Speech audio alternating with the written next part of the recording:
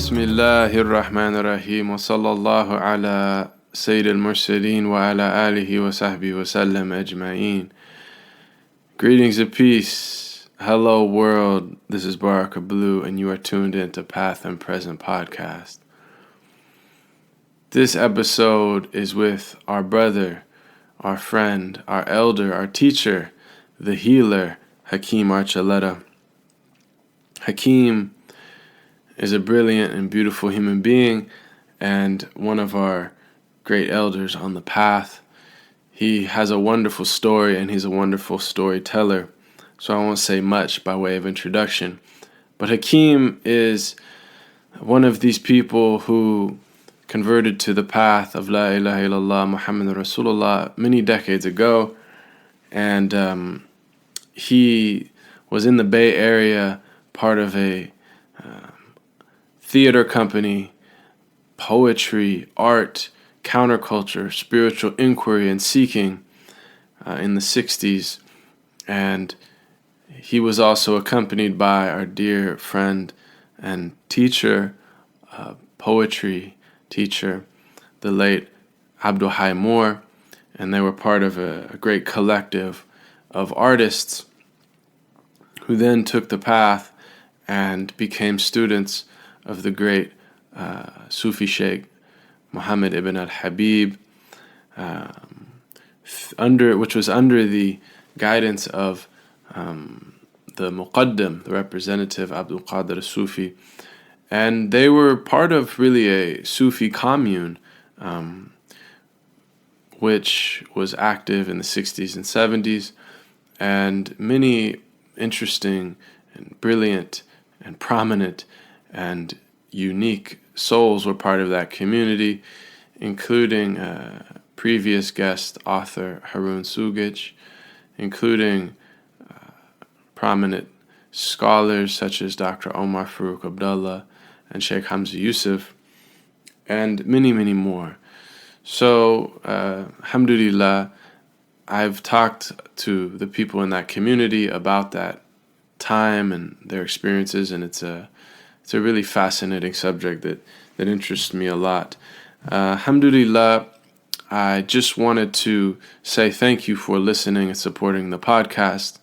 It's Ramadan, so we're trying to share the blessing of this blessed month with you through sharing some of these conversations with blessed souls.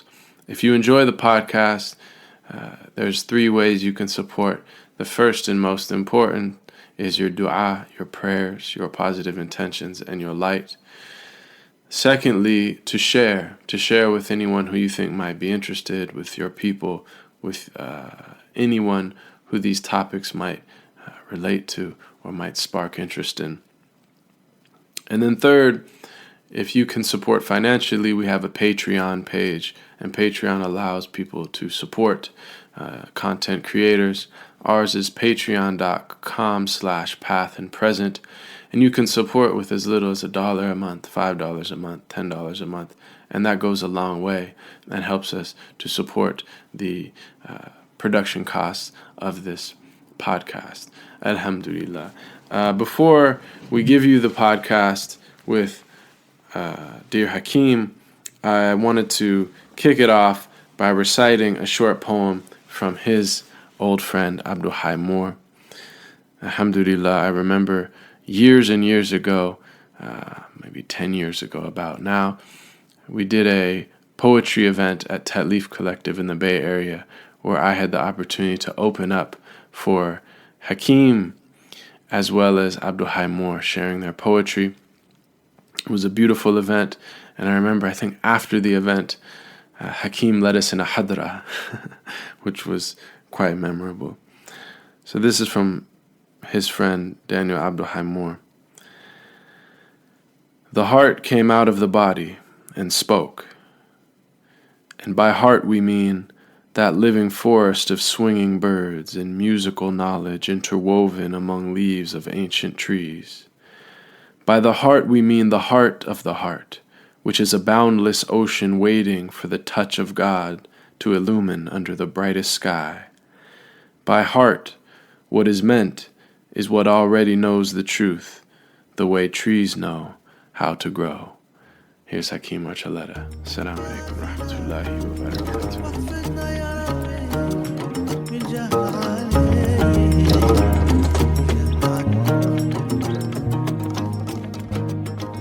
Alhamdulillah, I had the opportunity, as I mentioned to you earlier, to have Michael Sujic and Peter Sanders on the podcast. Yeah. Who I know are two people who you have long histories with and part of the community that you were in. Mm-hmm. And there's other people who are near and dear to me, and also very, many of them, have gone on to be quite influential in the Muslim community more generally in the West and beyond. Like Dr. Omar Farooq Abdullah, like Sheikh Hamza, and others, who all come out of the same community, the Habibiyah. Yeah. And for me, it's been really amazing to kind of speak to the numerous people that came out of that, about that trajectory, about the kind of counterculture 60s and 70s, and then about the journey into Islam and being part of that community, whether it was in England or Spain or various places in America, in Norwich. Yeah, and various places in Berkeley. Yeah. Yeah. So, and then off mic, I've had the opportunity to talk to, Abdul Hai Moore, Allah rest his soul, who's, I consider like a, poetic inspiration and mentor to myself. So, anyway, this is a really important chapter, I think, of Islam in the West. And I think it's a chapter that many people know next to nothing about. So I'd love to just hear a bit about your journey. And I've heard a few of the stories, and I love hearing them. So maybe you could take us back to was it called the Floating Lotus Opera House? Is that a good place to begin? I like that name. Floating Lotus Opera Company. And yeah, that was an interesting. That was Abdul Hai Moore's initiative, as a poet, and he wrote the scripts for remarkable things we did. I mean, there's no question about it. During that period of time, if we were not using drugs, we probably had been using drugs enough so that it was pretty, radical. I mean, a lot of things happened very radically in those days. I personally was in art school, and we began doing what we called events. And events eventually led up to the Floating Lotus creation. And events were things, it was a period of time happening. Some people use that term, happenings. And so we call them events. And they were things that, really clever things that people did. And then there were artists who were, developing art that was beyond, just something on the wall or a sculpture, but events. And so in those days, it was things like, the sculptor who invited all of this used to happen on a regular basis in Berkeley, the sculptor who invited all of the professors and art students to his house for dinner. And he had bodies as tables, people on floors, and shadows or projections of their sculptures as food for them. I mean, I don't know if that makes sense. Mm-hmm. So on for each person, there was their sculpture in the form of on a plate, projected on it, or the shadow. Wow. There was an event. I mean, we started doing light shows. I used to do light shows, and that was where we do. I mean, projecting things with rock and roll concerts and all kinds of imaginative stuff, and we did that in art school. And I began to develop what I called. I didn't call it everything. They were light shows, but they were things that were projected on the screen through lenses like a projector, but they were substances that would react to the heat of the lamp, so that there would be waxes and colors, and it would begin this sort of natural thermodynamic event that would take place that would have a beginning, a middle, and would dry up, and there'd be, it was, I mean, I'd like to do it again because I've never seen anything like it. But it was very exciting. And then there were events like people would do things like when super glue came about, someone would I remember someone went to someone's house and glued everything in place. The doors shut, the shoes on the floor where they were, the glass where we went. So everything was fixed, it was like making use of super glue. Or soon we would roll people up in carpets and then bundle them in the car, drive them up in the mountains somewhere, and just drive away and leave them there. Or one man, this man, Michael Himowitz was his name. He's a sculptor. Was he? Yeah, he was a sculptor. And they did that with him. They drove him to the mountains, and he was kind of a womanizer. He had lots of girlfriends. And they let him out. He got loose, from whatever they had him rolled up in. And the last girlfriend they had was behind a tree and leaned out and said, "Michael, Michael." And she ran off, and he ran after her. And then the girlfriend before that popped her head out. Oh, no. Michael. And they led him through this forest, they got all of these girlfriends that he'd had in the past. And then at the end, it was his mother. Sounds like a nightmare. Yeah. Totally. So those kind of events, there were lots of things like that. In a conversation, what we did is we created an event for Up the High Moor that lasted 24 hours. And there were over 200 people involved in it. And what we did is we planned his day. And with walkie-talkies and communication in those days, we decided it was one of the questions that came up. It was during the 60s, and so someone said, well, if someone was like running from the law, right, what would be the best way to evade them? And so the idea came up, all these different means of transportation. So one of the themes of that event for Up the High was to have him take every sort of imaginable kind of transport that we could come up with. Mm-hmm. And then we all were assigned like a period. Like I had 2 hours. And I had 2 hours from the time he was at UC Berkeley. He'd been delivered there by this blonde that he'd never met before in a sports car. And he was picked up by a friend of mine who had a convertible, like ancient, a vintage Cadillac with a phone in it, to be taken to the zoo, and friends from his childhood calling him on the phone that he hadn't heard from since he was a child, and then taken in a helicopter to an island where Don Giovanni, the opera, was reenacted, because he said, I love Don Giovanni, the opera, so my gift to him for that period, 2-hour period, was the helicopter ride to the island. So, that event was the kind of thing where we would plan periods for his day of people and things to take place.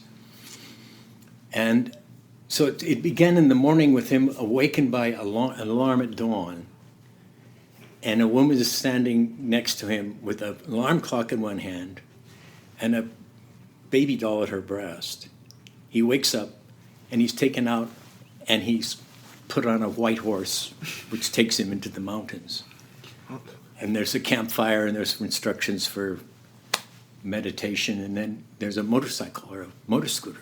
So he has to get on the motor scooter, drives down the motor scooter with an address, and it's in front of the KPFA, the broadcasting station. And in the woman's it's a old woman walking by with a baby carriage, and she says to him, could you look in and see that everything's okay? And she leaves the carriage and walks off, and inside is his breakfast. And under the breakfast foods are questions, like these about history. And he's across the street from the library. So he goes to the library to look up the questions, And there are photographs of him when he was 7, 6, in these books that he looks through. And then someone takes him to the UC Berkeley, and this is the woman in the sports car, takes him to a classroom full of people and introduces him as Professor such and such, who's going to lecture on the topics that he had to look up in the books. And there's like 100 people in there. And then he's taken in the helicopter and then on the... So when we did that, we planned for weeks. All the days, all the hours of the day, and then people. And what happened is, for a lot of us, for me and for many of us, events would begin happening in the day. And we'd think, someone set this up. In other words, we lost touch with what was actually happening by Allah's design. And what was orchestrated. And what is being orchestrated, because it seemed like, someone's orchestrating this for me. Right. And that was a kind of breakthrough of a barrier, a boundary of some kind, because for me, it enabled me to see that Allah's setting this all up for us at every moment. Anyway, there was a film made later called The Game with Michael Douglas. That was similar in the theme.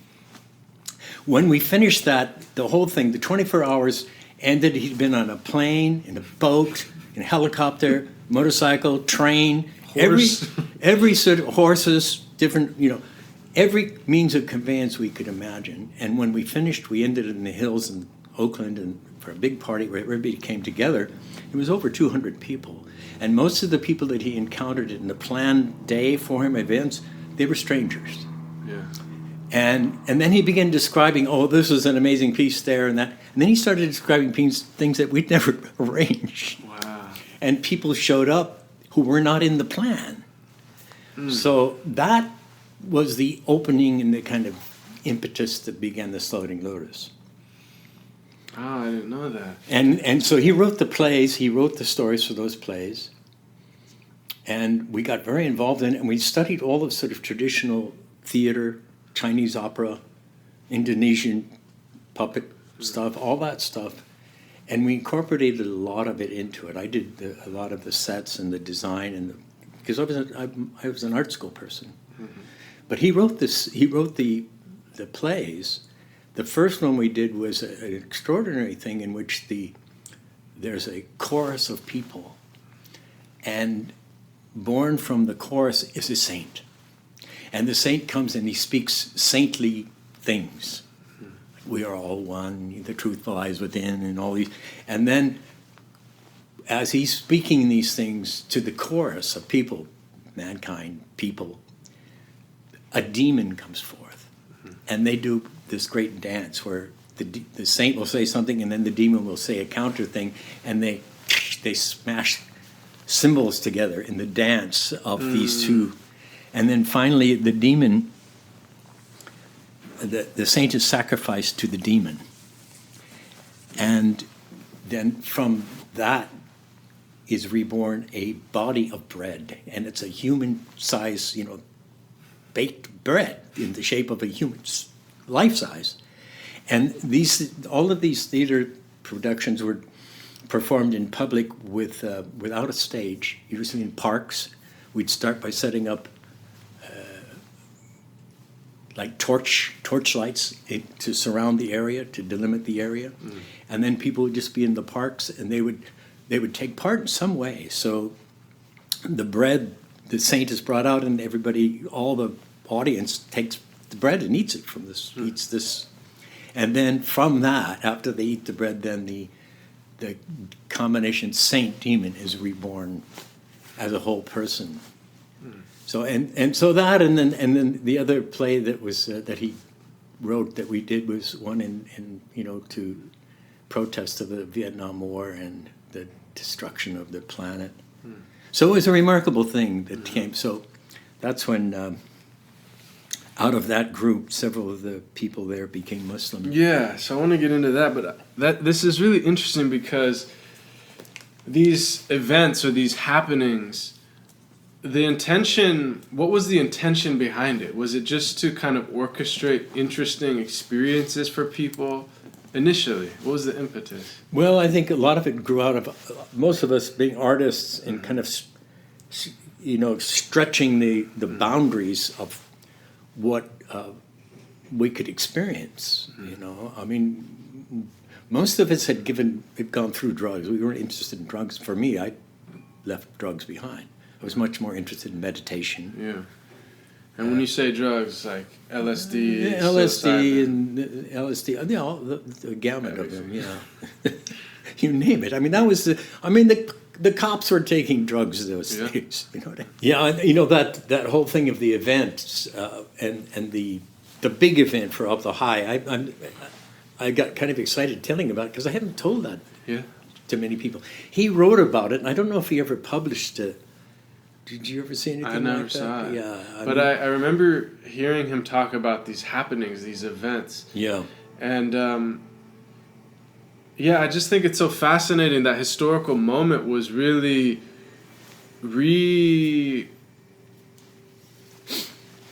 there was on a mass scale, really asking bigger questions about what is existence, what is going on here. You say, pushing the boundaries of normalcy, and breaking frames. Yes, breaking frame. I mean, the art school I went to, that was one of the things they pushed big time. Do something not only that's not typically done, but defy the principles that you've been taught in art and so forth. All that. And we did as much. Pushing the imagination is what it was about too. The boundaries of imagination and the expected, beyond the expected. We used to do our happenings. When I was in art school, we'd be a bunch of students, and we'd go to a film or something, and we would go up the street to different bus stops. So we'd all get on individually as seemingly disparate people, and then we'd begin to improvise some sort of thing. On the bus with all the people on the bus experiencing it. Yeah. Everyone reading something upside down, something as simple as that. Yeah. Do you know what I mean? Well, I like this because it's in a sense, and especially saying the kind of the plays that coming out of it, because it's in a sense saying, let's make a play, a drama out of life. We're all characters, and so it's really even asking, what character do we want to be today? Yeah. And there's a profound teaching I think you find in the world wisdom tradition about that. And I think Shakespeare has some profound lines about everyone plays their part, and even in the Hindu tradition, it's about Leela, this kind of divine play where it's almost like the ultimate reality takes on these different personas and acts this all out, and we're all going to wake up and realize that's what's been happening this whole time. Yeah. Well, and I think, like I was saying, that the phenomena in which I very much, it's almost like a kind of paranoia. You think, you're going through your day, and suddenly you've realized, wait, this is setup. Yes. And getting to this place where we realize, well, yes, it's all a setup. It's called a lust design. It's all a setup. It's all a lust design, and it took a long time to kind of articulate it in that way, but to experience it was pretty powerful for several people in that group. Yeah, just those profound moments where you can start saying, "Wait, what's going on here? Is this real? Is this a setup? Is this?" It reminds me of. Have you ever seen that show Punk'd? It was on MTV. It was later, but basically the whole idea was they would set up these scenarios where someone would try to steal their car or whatever, and they freak out, and meanwhile there's hidden cameras, and then I think Ashton Kutcher or whatever comes out and says, "You've been punked." So when I would have these kind of life experiences that were kind of absurd, I'd be, "Am I being punked?" It became kind of like a cultural reference for that. Yeah. But we're all being punked in a sense, we're all in that sense we're all punks of Allah, Exactly. He's punking all of us. Exactly. But he's pretty generous punker. Yes. And a good sense of humor. And so you mentioned that kind of your transition into Islam, and I've heard this story about Ian Dallas, Abdul Qadir Sufi, coming and, I think even Abdul Hayy mentioned the story about picking him up from the airport and bringing him back and all those things. So maybe you could share how that happened. How does Islam get entered into this mind-expanding openness, creativity, spirituality, art? Well, Ian Dallas, Abdul Qadir Sufi, he is responsible in a great way, great deal, and also Sheikh Muhammad Habib, because of the Sheikh Habib's, we still believe, generally speaking, it was his barakah and his intention, because Abdul Qadir heard about that thing that was happening in Berkeley. It was quite remarkable. I mean, it was a community of people. There were hundreds of people involved in the theater. If they'd work on the sets or they'd come and just help out, they'd bring food, or they took part. It was a community thing. And to this day, I'm a very big advocate for theater as healing and as medicine, and because it brings people together.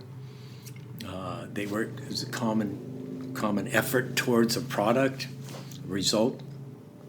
The breaking down of barriers between each people and the interacting and the communication, all that happens in theater production. The play is, they say the play is the thing, but it's getting to that is most of it, getting to that place. Something that people have done in prisons, Shakespeare in prisons and things like that. And I've always recommended it. I remember in Glasgow, recommending it to someone who's working with gangs and street people, street gangs, to get them into theater and get them producing plays and doing these things together.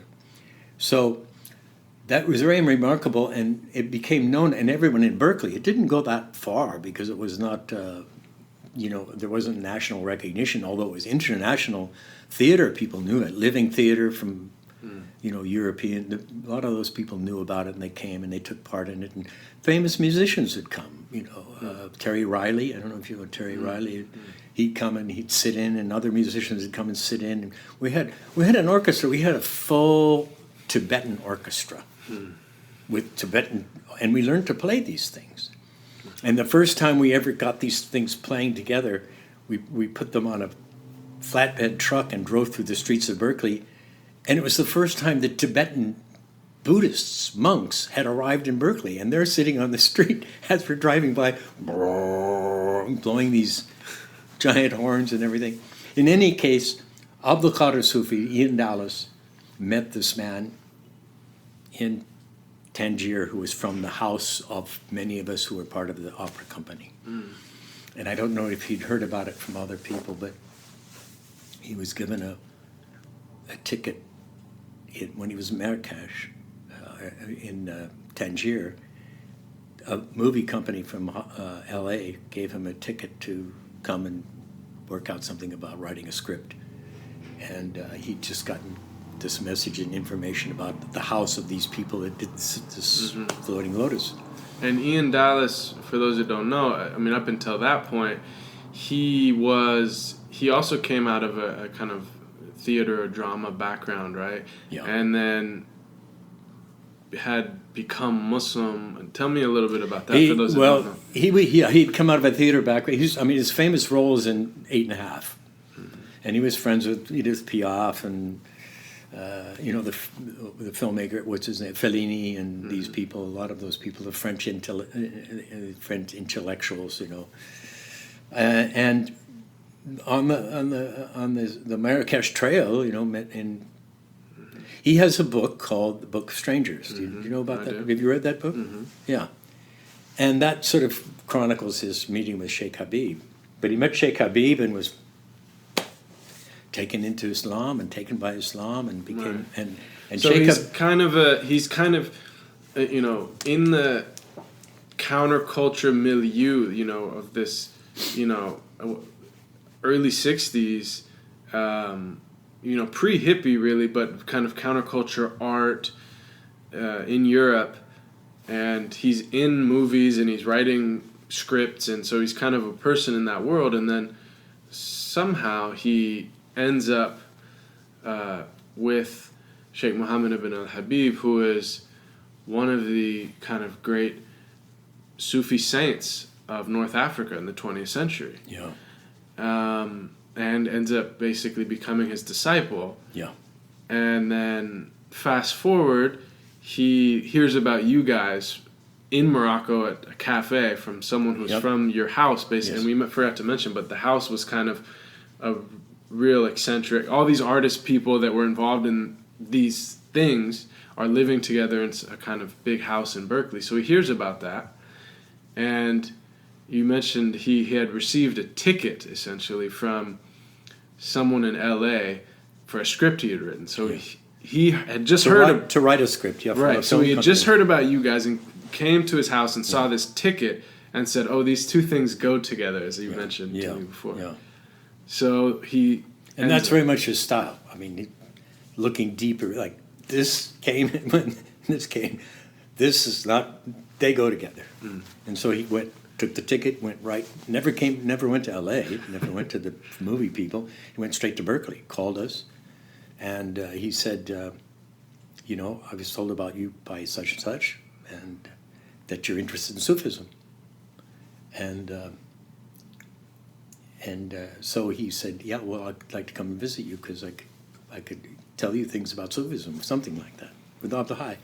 And so we picked him up at the airport. He came to the house, But tell me about that pickup, the car, right? Well, yeah, the car. Okay, the car was kind of notorious, especially with the police. It was a car that sculpture student, again, one of these, when people were doing sculpture, this sculpture student, for his thesis, he took a Lincoln Continental, big low Lincoln Continental. Suicide doors, right? Yeah, suicide door type things, convertible. And he redid it, and he, covered it with fur and had horns on it and scales, metal scales, and spines like dinosaur spines, and we had planted grass. There was grass inside. There was no seats. It was grass. You sit in the grass, and the driver had a toadstool that he would sit on to dry it. Yeah, the police. I'm surprised we didn't get more harassment. Those days it was a little easier, I guess.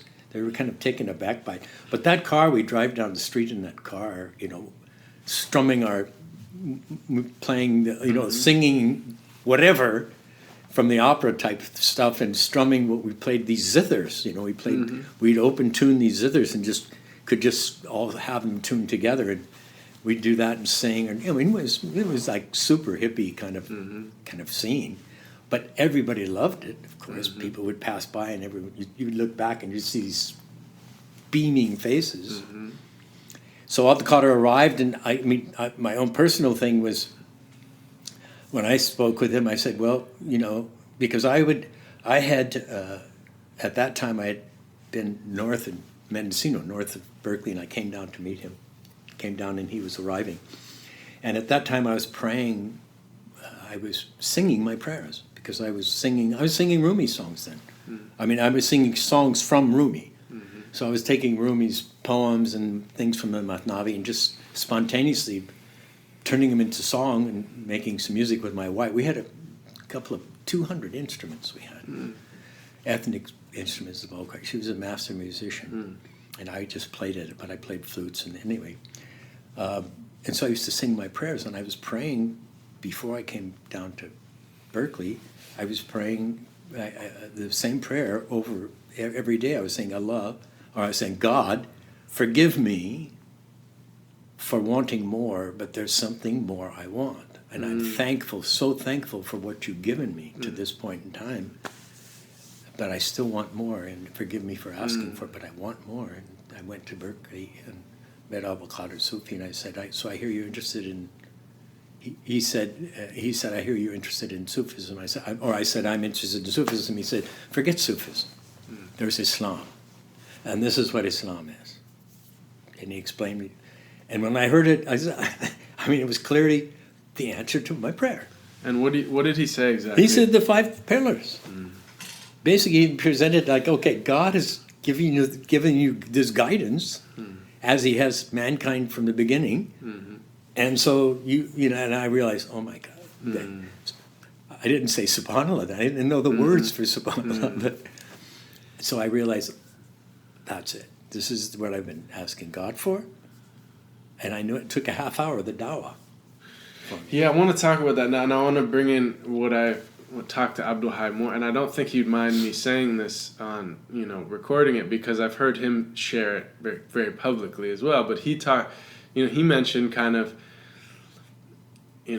picking him up in that car, and then Abdul Qadir, and you can imagine kind of this representative, great scholar in Morocco, right? And he gets in that funky car and sits on the grass cross-legged and doesn't even say anything. Just, okay, we're here. Like, not like, what the hell is this car? But just, okay. And wearing a mint green 3-piece suit. Like, just perfectly dressed. And I think he mentioned that he wanted to go to have American food, so they went to some diner. You may have been here, and Abdul Qadir was shaking up the ketchup. Okay, there's another story. It's another story. Yeah, they kind of mixed together. I don't think you heard that from Abdul Hai, maybe. I can't remember. No, it was because that was something I was part of. Okay. Yeah, but so I mean, these stories from Abdul Qadir are pretty remarkable. Yes, some of them. Yeah, and so, but Abdul Hai mentions it coming into the house and seeing him put up some strange calligraphy, some strange writing, and basically saying, I've come to tell you that there is an unbroken lineage of prophets from the time of Adam all the way up through Muhammad, who spoke the same truth, the same message. And since Muhammad, there's an unbroken lineage of saints and enlightened masters, and I am the representative of one of the contemporary ones, Sheikh Mohammed ibn Habib from Morocco, and this is Islam, and kind of take it or leave it. Let me know if you want to take this path, we'll do this together. If not, I'll never see you again, basically. I mean, it was something like that. Huh? Yeah. Well, I mean, that he had his meeting with Abdul Hai and he had his meeting with me. Right. I know when he presented that same principle to me, I knew it was the answer to what I've been praying for. And I realized, and I knew also that I had to make, and so I said, what do I do? And he said, you have to make ghusl, take a shower, make ghusl, make the intention to become Muslim. And I said, okay. And I realized I better do this quickly before I get sidetracked. So I ran in this house, I ran to the bathroom to take my shower, and I opened the door, and there were 3 people together in the bathtub. And I said, I need to take a shower. And they said, oh, come on in. I said, no. They won't work in this case. Please, can you get out of here right now? I need to take a shower.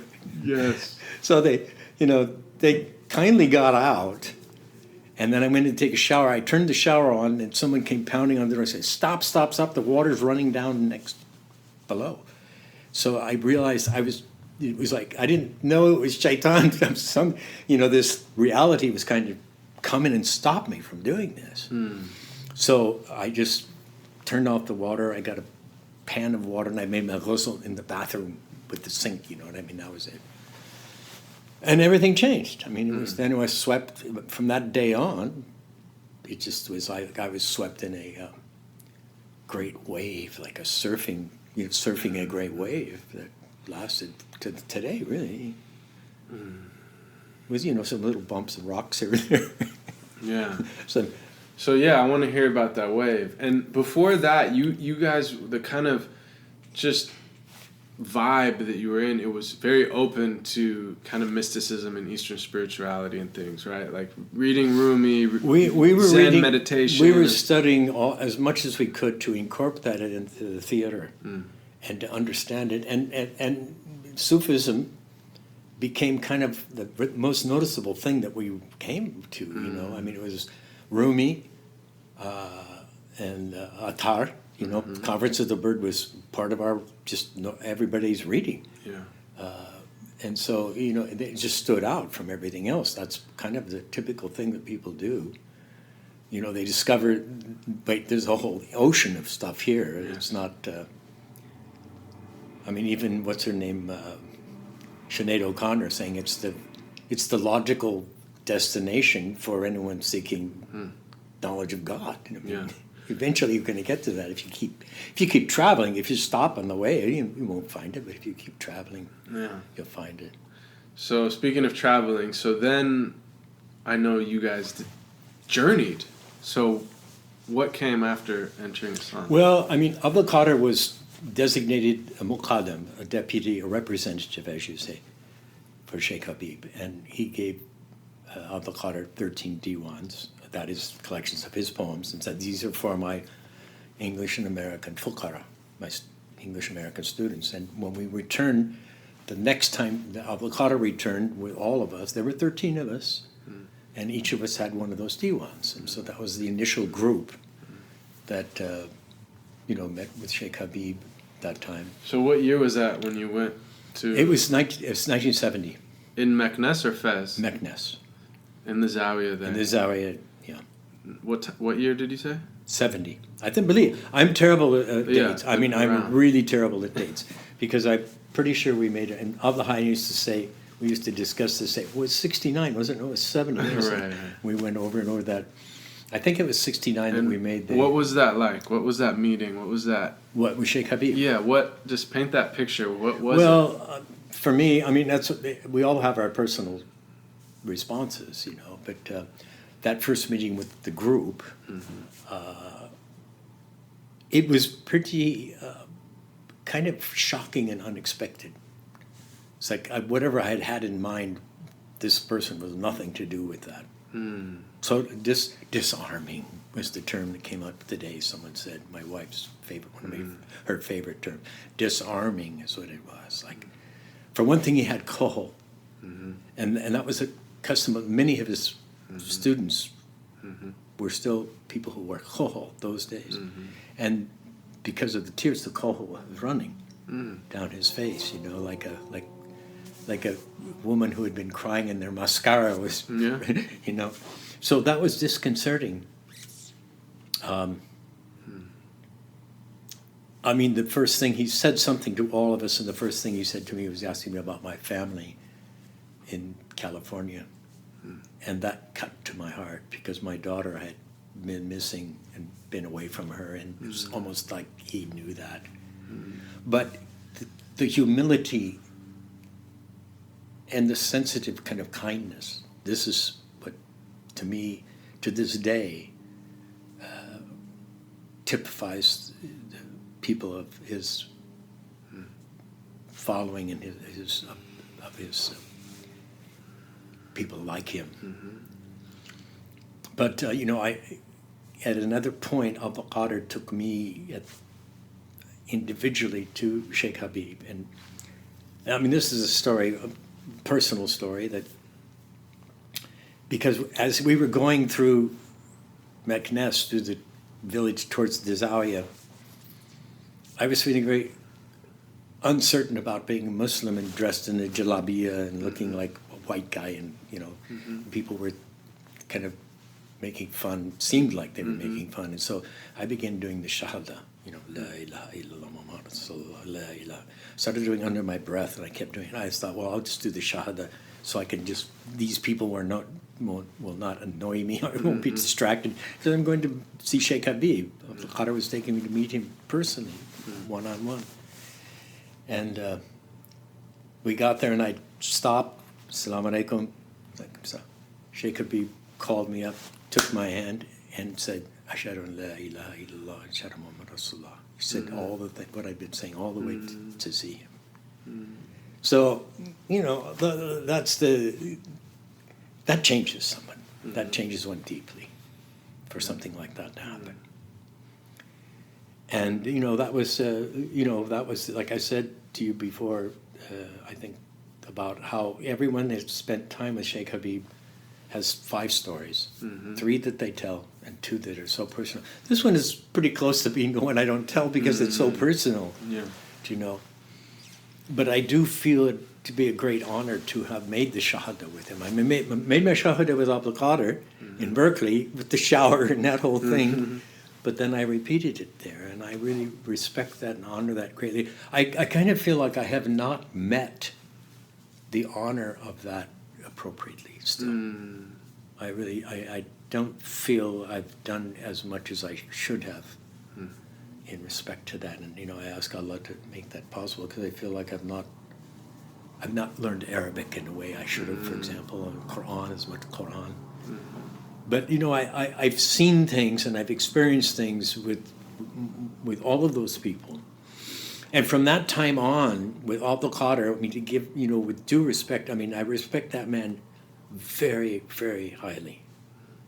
Whatever he did that was out of place, whatever criticisms people say, oh, he's not a legitimate Sufi and so. I think Sheikh Habib, when he gave him the designation and the name a Sufi, was saying, look, this man is Sufi. I don't care whatever else he's done, whatever else he does, the criticisms you have. And there's some people that dislike him terribly, respected people, mashallah. But his style then, was very creative. He had some of the same qualities we were, breaking boundaries and frames. Right. That he did. I remember in the Zawiya in London, when we were all there, we developed this little community. It was, I don't know how many people there were. Many families. Yeah, so that's the next stage. That was when you guys were squatting in London? Yeah, it was a legal squat though. I mean, yeah. It was something that we went to the council, the city council, and said, look, we'll take care of these houses, we'll fix them up even, and we'll just pay for the taxes. And so we did that and took over a whole kind of block area. And so all of these basically American and European Sufi Muslims, yeah, who are basically a branch of the Darqawi Shadili Habibiyya order, with the great center in Meknes around this great living saint. And then you guys are just having a community in London. In London, Maida Vale. And how many people were part of that? I don't, I can't remember. It must have been 30 people, maybe, something like that, maybe more, and kids. I'm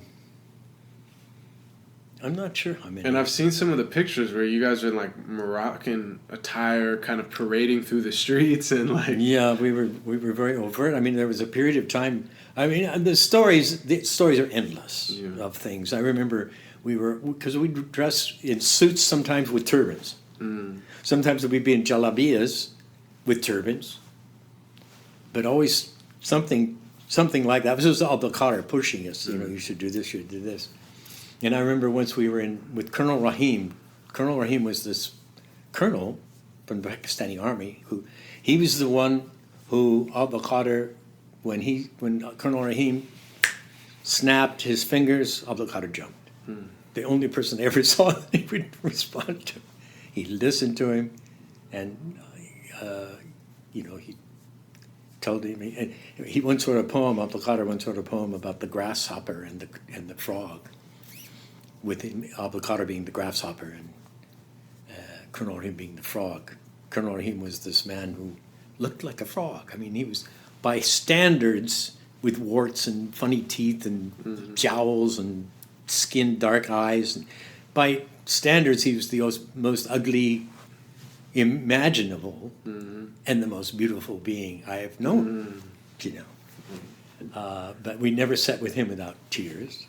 But Abdul Qadir jumped when he snapped, when he clapped, And once we were driving with Colonel Rahim in a VW van, and we all had turbans on, robes and turbans, and we passed the Buckingham Palace with the guards, and they all saluted us.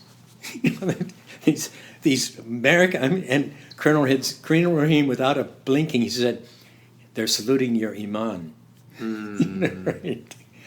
He said, they recognize your iman and they salute. They didn't even know why. So these kind of things happened on a daily basis. Right. So much so that it became the norm. And I remember, I don't know if it was yourself or Abdulhai, one of those meetings in Abdul Bari McCabe's house, talking about how at one point in this house that you're all kind of living in, squatting in, and you guys used to do a lot of dhikr and hadras and things, but Abdul Qadir said one day, raise your hand if you want to go out and work, and half the people raised their hand, and he said, raise your hand if you want to stay and do dhikr. chant remembrance of God, and other half raised their hand. And then he said, okay, those that want to stay and do dhikr, go out and work. Those who want to work, so he opposite. And, things like that. Just kind of... That was his style. Yeah. That was his style, very much so. Breaking frames and doing things that one would never expect. I remember someone who had joined the Fulkara, the group, and went to the airport with me to meet him, coming in San Francisco airport, I think. And he said, I can't wait to meet Abdul Qadir, I want to tell him about my previous Sufic experiences, and I thought, well, okay, so we met him, and he began his autobiographical kind of spiel, but he didn't get past the first couple of words. He said something, 2 words or 3 words, and Abdul Qadir said, don't say a word, I could write your biography. And he stopped, that was it. Didn't say a word after that. But that was his style, too. Yeah, very Jalali in his nature, and on the other hand, very charming. Mm-hmm. So as much as the women who had difficult times with some of the lifestyle, my ex-wife, who at that time she was my wife, and she was taken by him just charmed, and probably more kind of effulgent about him during that period of time than I ever was, in fact. But looking back, she's got some bad taste in her mouth about the whole thing. But right, so he was this mixture of charming to anyone, like this ketchup story. Mm-hmm. So maybe tell that for those. Yeah, well, that's I spent a lot of time with Abdul Qadir traveling in this country and in Morocco, and I was one of the people he trusted driving him. Most people he couldn't get into car. He was very sensitive, hypersensitive being. And in the airport, San Francisco airport once, he liked ketchup, French fries with ketchup. He liked pancakes as well too. He and I loved pancakes both, so we'd get, just typical American diners, we get pancakes. And he was was a gourmet French. In any case, he's there and he likes to takes the ketchup bottle and shakes it up before he puts it out for the French fries. And he shook this bottle and the top came off and the ketchup slung itself across the room in this airport restaurant, across one woman's face, across most of the people sitting there. It's just, and he just put his charm into gear, saying with his British accent, oh, I'm sorry, and he started apologizing to, and everybody says, no, it's okay, and they're cleaning the ketchup off their fresh traveling clothes, dresses and stuff, off their faces and hair. And after a while, they're apologizing, but no, don't worry about it. It's perfectly all right. He didn't have to do much, say a few words, the accent and they're apologizing, and then afterwards we're eating, and this is a classic Abdul Qadir lesson. He says, so look what happened here, something to that effect. I said, yeah, but I know. He said, well, what do you notice? And I said, well, everybody's happy. They're all fine. In fact, they're happier than before. And he said, okay, that's true. Everybody? And I looked around and I saw this one guy sitting there glum. I said, no. And he said, and I realized he didn't get any ketchup. The one guy that didn't get hit. He didn't get hit with it. And he was all depressed, like, oh man, why didn't I get some ketchup on me? Yeah, I mean, that's the kind of lessons that he gave not everybody got that. To see. Sheikh Hamza got it. Hamza got a lot from Abdul Qadir. He still has a lot. And, he got a lot of other things as well. But also Abdul Qadir set him on the path he went on to Mauritania and as a scholar. I mean, he knew him. He knew who he was immediately. and said that at the time. Really said, this is who you're going to be. So, yeah, I mean, you have this community in London, and then at some point there's a community in other cities, and then in Spain, and then it's hard for me to even track the timeline, because there was then communities in the States, from Santa Barbara to Tucson to all over the place, and it's like this kind of network. It's a big community. But there seems to be a pretty big kind of... Is it correct to say that the community before the passing of Sheikh Mohammed ibn al-Habib and after was very different? Because before he passed, you have a very clear Sheikh. Abdul Qadir is the Muqaddam, his representative, but that's very clear, who's in charge. But after he passes, then it's different. Then essentially Abdul Qadir, takes the space of the Sheikh. Is this a correct way to... Well, yes and no. He was a Muqaddam, and everybody sort of accepts that was legit, that he was a Muqaddam, without a doubt. Sheikh Habib said the single most important quality of a Muqaddam is they speak the language of the people that they're representative to. And that was surely true with Abdul Qadir. He was very hip. He knew the story, knew the scene, knew more, plus the intellectual scene. The historic was all this stuff. So I kind of left some of it. I mean, there are things that took place after Sheikh Habib died. Some of them I'm not that comfortable talking about, but I will say that there was a genuine, I personally know, there was a genuine inheritance from Sheikh Habib to Abdul Qadir. And, how he managed that, respected it, honored it, and played it out, that's Allahu A'lam. A lot of people stayed with him. I didn't at one point. I chose to leave.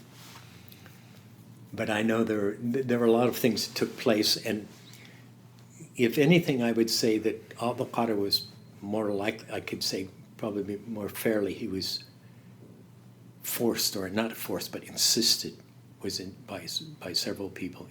He was pushed to take on the role and be a sheikh for these people that would be left if he didn't stay with them, because he was periodically wanting to leave. He'd had enough, He had enough of what he said. People treat him like the trash collector, the garbage collector, or the emperor of China. These two extremes, and he just wanted to have normal, face-to-face exchange with people. A lot of the time, but he also had short temper with people very often with this other stuff that we have in ourselves. So I may have my own story like that. I'm not sure I should really talk about it. No, that's fine. But there was a kind of pushing by some people for him to stay in that role and take the responsibility of these people that had gone to Norwich. I never went to Norwich. That was the next, from Bristol Gardens in London, the next chapter was going to Norwich. Okay. I didn't go to Norwich. I went to Pakistan instead. Then I met my teacher there. And then Spain came after that? Or that was at the same time as Norwich? Spain was around that same time as Norwich. Spain was happening. When I was in Pakistan, Spain was happening. I've heard a lot about that from Dr. Omar. Dr. Omar met up with him. And I'd never met Dr. Omar, you see, until much later, because I was not in Spain.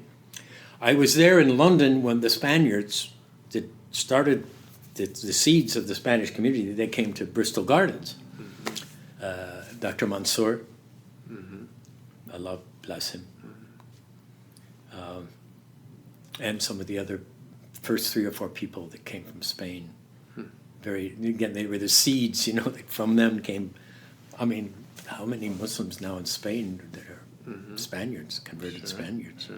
And Rosales and all these people that came as a result of that. But then earlier today, because that's another really interesting chapter, because then at what point, so you were in Pakistan and you were studying, what were you studying in Pakistan? Unani Tib. Yeah. Well, I was studying more than that. I was studying Hikmah because my teacher, I was invited there by Hakim Saeed from Hamdard, he was the most famous Hakim internationally. And I met him at the World of Islam Festival in 1975 in London. And I told him I wanted to study this traditional medicine. He said, "Well, come to Pakistan." So And that was a big deal, the World of Islam Festival. Right? Yeah, and a lot of things happened in that. That was a big event. And what's his name? Keeler. Ahmed Keeler. Right? Ahmed Keeler. Ali Keeler's father. Ali Keeler's father was the basically initiator of that whole event. It's only right he became a Muslim as a result of it. Who? It's only. He wasn't before that? No, I don't think he was. No, I think that was when he became Muslim. Wow. Yeah. Wow. Anyway, so that happened, and so I went to Pakistan, and then I was there for a couple of years when Norwich was taking place, and then where things started sort of, the community of Abdul Qadir and his community and so forth began to sort of shatter and fragment and dissolve. Things happened. And so, what is a Hakim? Traditionally, what was the role of a Hakim? How did a Hakim serve people? Because I think it's a kind of unique and beautiful kind of role and path. Well, I mean, in one way, it's just simply a traditional doctor. In Pakistan, India, and Iran, and those places, to some degree, still in Turkey, it's the traditional. They inherited, for the most part, the Unani tradition. Mm-hmm. So the Hakims, the Muslims in general all the scholars took on the studying of the Greek medicine because it was not in contradiction to our principles. Samawati wal ard, heaven and earth, and then from that, earth, air, fire, and water, and that basic approach. And the Greeks were very advanced and very sophisticated in their medicine of all sorts. I mean, deep in principles. So when I went to Pakistan by Hakim Saeed's invitation, and he set it up so I had sponsors. People paid for me to stay there and study, but he was not a teacher. He was a politician, and he was the president of Hamdard Foundation, which made medicines and sold them across the world, mostly India and Pakistan. Traditional Unani preparations, And so I finally, I spent several months, I think almost 3 months looking for a teacher. And I found this man who said, my grandfather taught me medicine in the forest, and I will teach you whatever you can use and whatever you need, be at my house tomorrow morning at 7. And the fact that he said he learned it in the forest, it meant to me at that time that it was what I was looking for. Mm-hmm. The pattern, the hikmah in Allah's creation. Mm-hmm. That is the patterns and relationships of things, the placement of things, all of that sort of how it all fits together, the wholeness of Allah's creation in that sense. And that's who he was. He was an amazing man, and he gave me every day, all day, as many hours as I wanted from him. Mm. And he read from his grandfather's text notes and translated them for me, and I made my notes, and I have stacks of notebooks from that period. And I saw patients, and that was my study on that foundational thing, which I still respect very highly. Allah bless him. He passed away some years ago. So the Hakim, is in some cases known as the sage, the one that has hikmah, pretentiously. Allah is a Hakim. But it became, and then there's, the Hakim who was the doctor of traditional Unani, and the Tabib, which is more the one that practices from Tib, the physical, right? The physician, we might say. Right. The Hakim is more like the healer. That's just healer. Yeah, I mean, it's generally it's like that. I mean, my teacher Taqiyuddin his grandfather was in Ajmer. And that's Chisti. He was in Ajmer, and there are stories about him, about when antibiotics came into practice, people started using them. And they felt, they'd go to Hakim, God, my memory is getting terrible, I guess, names. Nizamuddin of Ajmer, they'd go to Hakim Nizamuddin, Taqi-ud-Din's grandfather, and they'd give him the antibiotics. And they'd say, I want to take this medicine, but I can't take it unless you give it to me. So he would give them the antibiotics. I mean, so what you're saying about the kind of honor that people had. And that tradition, it's been kind of almost embarrassing at times for me. Not embarrassing, but it's been kind of remarkable that in the tradition of the, Indian and Pakistani tradition, people regarded Hakims very highly. And, some of them were pretty outrageous. They produce, money from under their, sometimes it may have been true too, but I think some of them were kind of showmen as well. And so people, I have a lot of, say, India or Pakistani families that say, they refer to me as Hakim Sahib, and I might feel really honored, when I feel, like I have to live up to what they're expecting of me as best I can. That's why I work so hard studying and work as best I can to give them benefit. But it's like filling this role of someone who's wise for the family, and even the children. I need to have a session with Hakim. I get 8-year-olds and 9-year-olds saying that. And so that tradition of the Hakim being something, it's not like the sheikh or, the mullah, or, what I mean? It's got this particular quality to it, and a lot of families have that in their tradition. And a lot of families have Hakims as their grandfathers and they're in their families. So, it's an interesting thing, but it also is it's the direction into which I, find myself at this conference now. In psychology, my direction, I came in not through psychology, but through Hikmah, those traditions. Yeah, there's a saga. There's a saga of Abdul Qadir and his people, and the people that have gone out with various kind of pieces that he sort of gave them. And remarkable students like Hamza. Sheikh Hamza. Sure. But Abdul Qadir, when he was there, I remember when Hamza was learning wudu in Norwich, and he had his clothing that he brought, and in a nice suit to wear, properly dressed and everything. Unlike the rest of the people at that time, who looked ragtag hippies. Hamza was not that, and Abdul Qadir telling him, this is your destiny to be this person for the Muslims. Clearly, he said that to a lot of people. He told me I should be a Hakim. And I'd never considered. I was an artist, sculptor, painter, filmmaker, and theater person, I guess.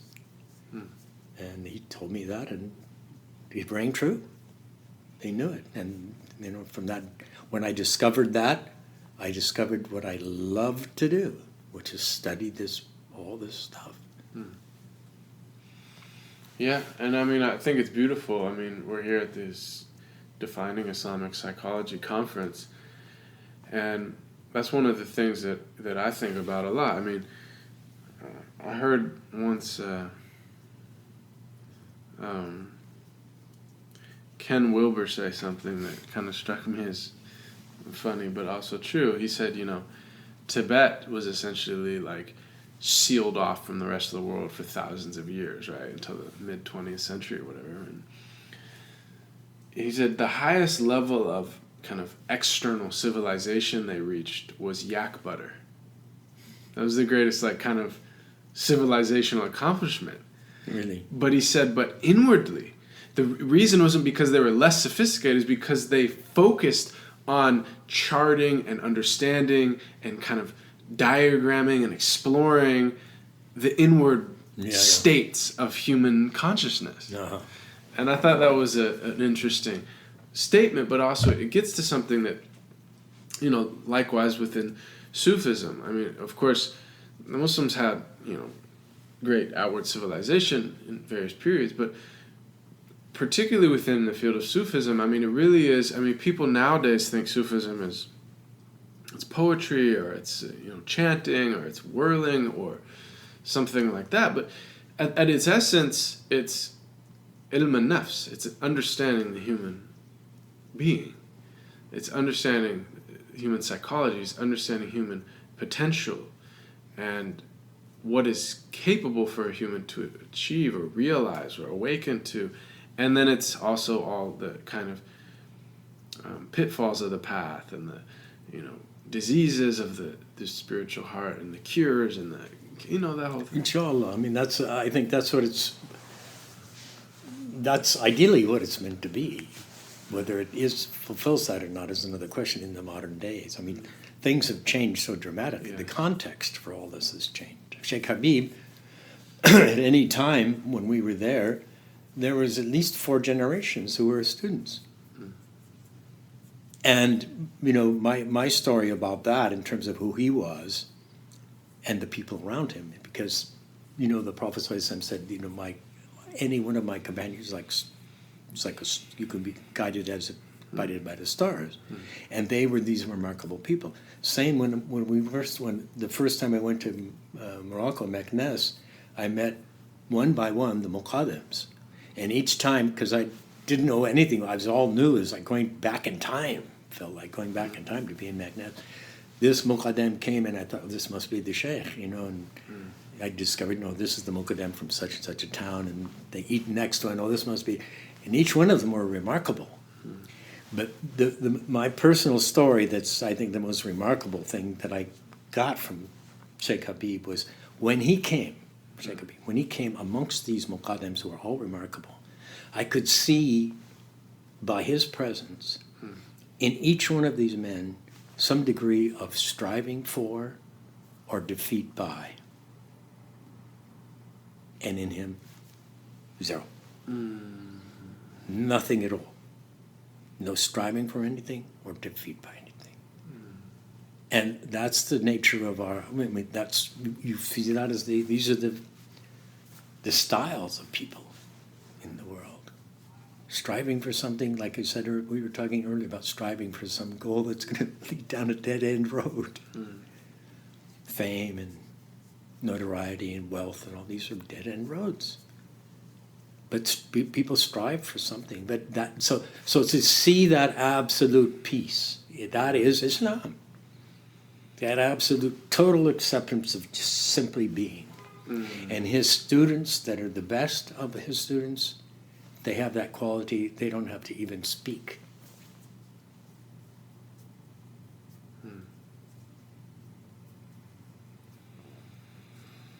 Yeah. Well, Harun Sujik, he said, I like it. It's very simple, but he said that the awliya don't have any skin in the game. And this, most of us, right? There's a little subtle, at least like jockeying, or wow, or me, or maybe I could. Is that what skin in the game means? You know what I mean? There's no there's no there's no self that wants anything. Yeah. For most of us, there's a self that would like this to happen, or wants, Yeah. you know what I mean, or would like to advance in this way, or would like to be part of this, or whatever. Something. Yeah. But to not have that at all. Yeah, it's quite a remarkable thing to see. And to see it, I mean, it's like, you can be there, but you may not see it. But if you see it, it changes one. Right. Just to witness, this is real. This is possible. This is possible. Whether I ever get to that or not is not the point. This is what it's about. But, yeah. And I wonder,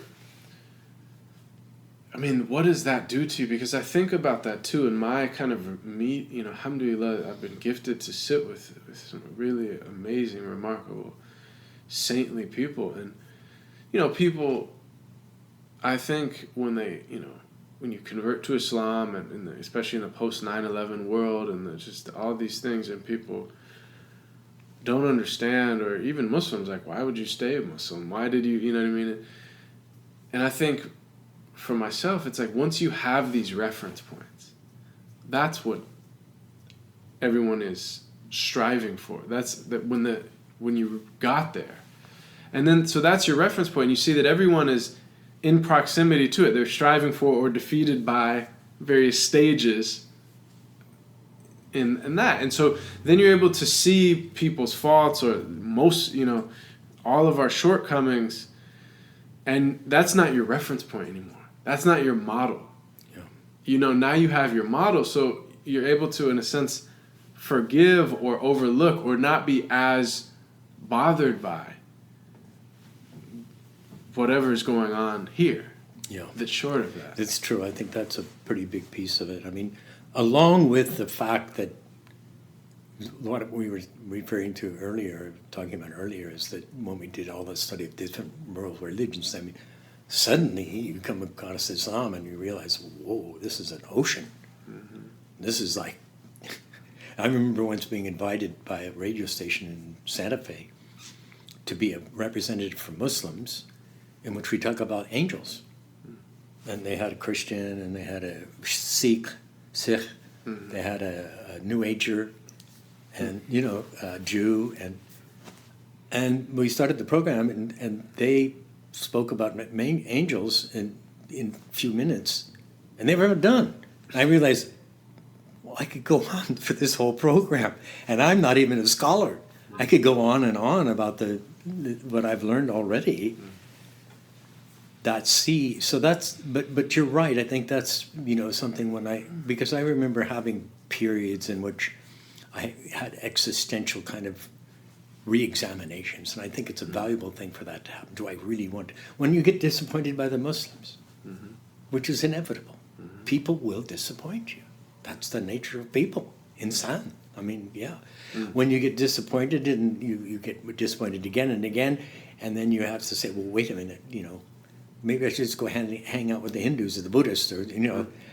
and and it goes maybe a little deeper, and you have this existential kind of questioning and reevaluation. And I remember having a stage in which that took place, and I had to say, I'm going to remain a Muslim. I don't, without a doubt. But I think a lot of it, because to me, one of the great discoveries was Islam, the vast ocean, and then second of all, the Muslims. The ones that I met that were like beyond, they were just precious beings. Mm-hmm. The kings, the sultans, as they say mm-hmm. in the Qasida, Mm-hmm. And people with such extreme kindness and qualities that you can't, that aren't in their actions or words, but their states, like Sheikh Hakim.